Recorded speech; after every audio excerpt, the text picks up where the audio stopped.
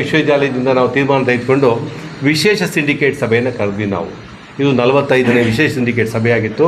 ಈ ವರ್ಷದ 10ನೇ ಸಿಂಡಿಕೇಟ್ ಸಭೆಯಲ್ಲಿ ಭಾಳ ತುರ್ತಾಗಿ ಕರೆದು ಏನು ಈ ಪ್ರಕರಣ ಇದೆ ಅನ್ನೋದ್ರ ಬಗ್ಗೆ ಬೆಳಗ್ಗೆಯಿಂದ ಚರ್ಚೆಯನ್ನು ಮಾಡಿ, ಚರ್ಚೆ ಮುಗಿದ ತಕ್ಷಣ ನಿಮ್ಮ ಮುಂದೆ ಬಂದಿದ್ದೇವೆ ಅಂತ ಹೇಳಿದರೆ ನಾವು ಎಷ್ಟು ಗಟ್ಟಿಯಾಗಿ ಕೆಲಸವನ್ನು ಮಾಡ್ತಾಯಿದ್ದೇವೆ ಅಂತ ಹೇಳಲಿಕ್ಕೆ ತಮ್ಮ ಮುಂದೆ ಹೋಗತಕ್ಕಂಥ ಧೈರ್ಯ ನಮಗಿತ್ತು. ಇವತ್ತಿನ ಚರ್ಚೆಗೆ ಬಂದಿರತಕ್ಕಂಥ ಸಂಶೋಧನಾ ವಿದ್ಯಾರ್ಥಿಯ ವಿಷಯದ ಬಗ್ಗೆ ತಾವೆಲ್ಲ ತಾವು ಕೇಳಲಿಕ್ಕೆ ಇಷ್ಟಪಡ್ತೀರಾ. ಇಲ್ಲಿ ಎರಡು ಇದೆ, ಒಂದು ಸಂಶೋಧನಾ ವಿದ್ಯಾರ್ಥಿನಿ, ಮತ್ತೊಂದು ಸಂಶೋಧನಾ ಮಾರ್ಗದರ್ಶಕರು. ಸಂಶೋಧನಾ ಏನು ಈ ವರ್ಷದ ಘಟಿಕೋತ್ಸವದಲ್ಲಿ 28 ವಿದ್ಯಾರ್ಥಿಗಳು, ಸರಿ ಅಲ್ವಾ, 28 ವಿದ್ಯಾರ್ಥಿಗಳು ಎಲಿಜಿಬಲ್ ಆಗಿದ್ದರು PhDಗೆ. 10ನೇ ತಾರೀಕು ನೋಟಿಫಿಕೇಷನ್ ಬಿಟ್ಟಿದ್ವಿ ನಾವು. ಎಲಿಜಿಬಲ್ 28 ವಿದ್ಯಾರ್ಥಿಗಳು ಕೂಡ ಈ ಘಟಿಕೋತ್ಸವದಲ್ಲಿ ಪದವಿ ಪ್ರಮಾಣ ಪತ್ರ ಪಡಿಬೋದು, PhD ವಿದ್ಯಾರ್ಥಿಗಳು. ಇದರಲ್ಲಿ ಎಲ್ಲ ಸಮುದಾಯದ ವಿದ್ಯಾರ್ಥಿಗಳು ಇದ್ದಾರೆ. ಜೊತೆಗೆ ಇದರಲ್ಲಿ ಏನು ಯಾವ ವಿದ್ಯಾರ್ಥಿನಿ ಆರೋಪ ಮಾಡಿದ್ದಾರೆ ಅವ್ರ ಹೆಸರು ಕೂಡ ಇದೆ.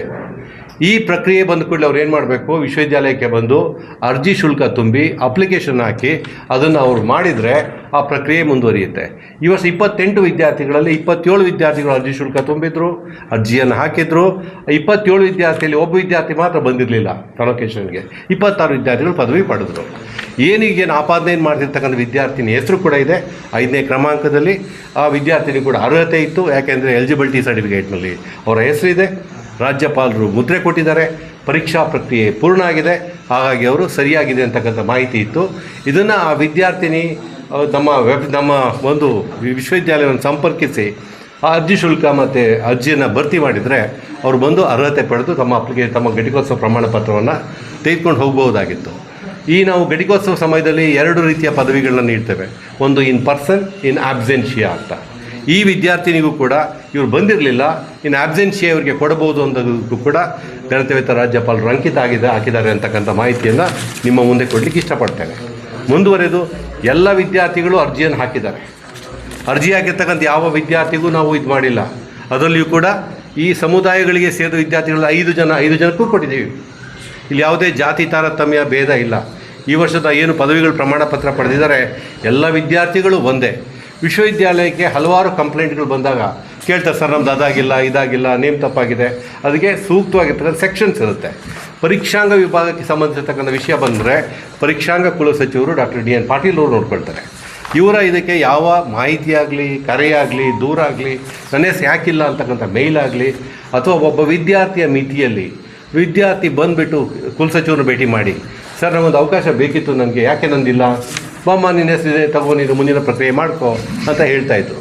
ಅಕಸ್ಮಾತ್ ಯಾವುದಾದ್ರೂ ತನಿಖೆ ಇದೆ ನಿನಗೆ ಅಂತ ಇದ್ದಿದ್ರೆ ಅದನ್ನು ಕುಲಪತಿಗಳ ಗಮನಕ್ಕೆ ಸಮುಚಿತ ಮಾರ್ಗದಲ್ಲಿ ತರ್ತಾಯಿದ್ರು. ನಾವೇನು ಕ್ರಮ ತೆಗೆದುಕೋಬೇಕಿತ್ತು, ವಿದ್ಯಾರ್ಥಿ ಪರವಾಗಿರ್ತಕ್ಕಂಥದ್ದು ಖಂಡಿತ ತೆಗೆದುಕೊಳ್ತಿದ್ವಿ ನಾವು. ಇಲ್ಲಿ ಯಾವ ಉದ್ದೇಶನೂ ಕೂಡ ವಿಶ್ವವಿದ್ಯಾಲಯಕ್ಕೆ ಯಾವ ವಿದ್ಯಾರ್ಥಿಗೂ ಕೂಡ ಅಲ್ಲ. ವಿದ್ಯಾರ್ಥಿಗೆ ನಾವು ಸಹಾಯ ಮಾಡಲಿಕ್ಕೆ ವಿಶ್ವವಿದ್ಯಾಲಯ ಇದೆ, ಅವರ ಬದುಕು ಕಟ್ಟಲಿಕ್ಕಿದೆ. ಹಾಗಾಗಿ ಈ ಪ್ರಕರಣಕ್ಕೆ ಸಂಬಂಧಿಸಿದಂತೆ ಎಲ್ಲ ಅವಶ್ಯ ಪ್ರಕ್ರಿಯೆಗಳನ್ನು ಸರಿಯಾಗಿ ನಡೆಸಲಾಗಿದೆ. ಯಾವ ಪ್ರಕ್ರಿಯೆಯಲ್ಲೂ ಲೋಪ ಆಗಿಲ್ಲ. ಹಾಗಾಗಿ ವಿದ್ಯಾರ್ಥಿಗೆ ಯಾವ ಅನ್ಯಾಯನೂ ಕೂಡ ಎಸಗಿಲ್ಲ ಅಂತಕ್ಕಂಥದ್ದು ಮೊದಲನೇದು. ಎರಡನೇದು, ಈ ಬಂದಿರತಕ್ಕಂಥ ಹಲವಾರು ವಿಚಾರಗಳ ಬಗ್ಗೆ ಬಂದಾಗ ಹಾಗಾಗಿದೆ, ಹೀಗಾಗಿರ್ತಕ್ಕಂಥ ತಪ್ಪು ಕಲ್ಪನೆ, ತಪ್ಪು ಗ್ರಹಿಕೆ. ವಿದ್ಯಾರ್ಥಿ ಇವತ್ತು ಬೆಳಗಿನ ಚರ್ಚೆ ಆದಾಗ ನಮ್ಮ ಸಿಂಡಿಕೇಟ್ ಹೇಳಿದರು, ನಮ್ಮ ಸಿಂಡಿಕೇಟ್ನ ಏಕೈಕ ನಿರ್ಣಯ ವಿದ್ಯಾರ್ಥಿ ಪರವಾಗಿರುತ್ತೆ ಯಾವತ್ತೂ ಕೂಡ.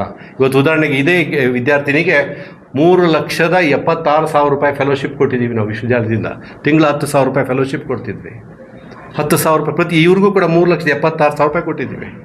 ಇದನ್ನು ಯಾಕೆ ಗಮನಕ್ಕೆ ತರ್ತೀವಿ ಅಂತ ಹೇಳಿದ್ರೆ, ವಿದ್ಯಾರ್ಥಿಗಳನ್ನ ಉತ್ತೇಜಿಸ್ಲಿಕ್ಕೆ ವಿಶ್ವವಿದ್ಯಾಲಯ ಇದೆ. ಸಾಮಾನ್ಯ ವಿದ್ಯಾರ್ಥಿ ಕೂಡ ಚೆನ್ನಾಗಾಗಬೇಕು ಅಂತಕ್ಕಂಥದ್ದು. ಹಾಗಾಗಿ ಇವರಿಗೆ ಯಾವುದೇ ತಪ್ಪನ್ನು ಮಾಡ್ತಕ್ಕಂಥ ಕ್ರಿಯೆಯನ್ನು ವಿಶ್ವವಿದ್ಯಾಲಯ ಮಾಡಿಲ್ಲ ಅಂತಕ್ಕಂಥ ಹೇಳಲಿಕ್ಕೆ ನಾನು ಸಂತೋಷ ಪಡ್ತೇನೆ. ಇದೇ ಸಮಯದಲ್ಲಿ ಸಿಂಡಿಕೇಟ್ನಲ್ಲಿ ಚರ್ಚೆಯಾಗಿ ಆ ವಿದ್ಯಾರ್ಥಿಯನ್ನು ಕ್ಷಮಿಸಿ, ಅವ್ರು ಏನೇ ವಿಶ್ವವಿದ್ಯಾಲಯದ ಬಗ್ಗೆ ಮಾತಾಡಲಿ, ಅವರ ಮೊದಲನೇ ವೈರಲ್ ಆದರೂ ನೋಡಿರಿ, ಕೊನೆ ವೈರಲ್ ಆದರೂ ನೋಡಿರಿ. ಇನ್ನು ಬೇಕಾಗಿರ್ತಕ್ಕಂಥದ್ದು ವಿದ್ಯಾರ್ಥಿಯ ಬದುಕು. ಈ ಪದವಿಯನ್ನು ಪಡ್ಕೊಂಡು ಎತ್ತರ ಬೆಳೀಲಿ. ನಿಮ್ಗೆ ಒಂದೊಂದು ಮಾಹಿತಿ ಇದೆ. ಅವ್ರು ಈಗಾಗಲೇ ತಮ್ಮ ಪದವಿ ಮುಂದೆ ಡಾಕ್ಟರ್ ಅಂತ ಹಾಕ್ಕೊಳ್ತಾ ಇದ್ದಾರೆ.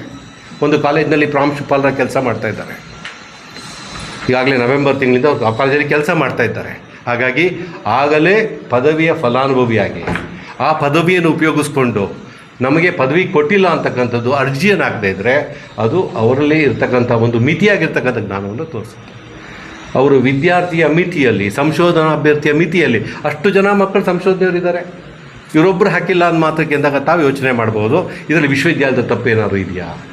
ಸಿಂಡಿಕೇಟ್ ನಿರ್ಣಯ ತೆಗೆದುಕೊಂಡು ಅಕಸ್ಮಾತ್ ಆಗಿರ್ತಕ್ಕಂಥ ಅವರಿಗೆ ತಿಳಿದೇನೋ ಮಾತಾಡಿದ್ದಾರೆ, ಅವ್ರಿಗೆ ಒಂದು ಅವಕಾಶ ಕೊಡಿ, ನಾಳೆನೇ ಅಪ್ಲಿಕೇಶನ್ ಹಾಕಲಿ, ಅಪ್ಲಿಕೇಶನ್ ಹಾಕಿ ಶುಲ್ಕ ತುಂಬಲಿ, ಅವರ ಇದು ಘಟಿಕೋತ್ಸವ ಪ್ರಮಾಣ ಪತ್ರವನ್ನು ಕುಲಸಚಿವರು ಪರೀಕ್ಷಾಂಗ ಕಚೇರಿಯಲ್ಲಿ ಕೊಡ್ತಾರೆ. ಇದು ಮೊದಲನೇದಾಗಿರ್ತಕ್ಕಂಥ ಕುರಿತಾದ ಸುದ್ದಿ.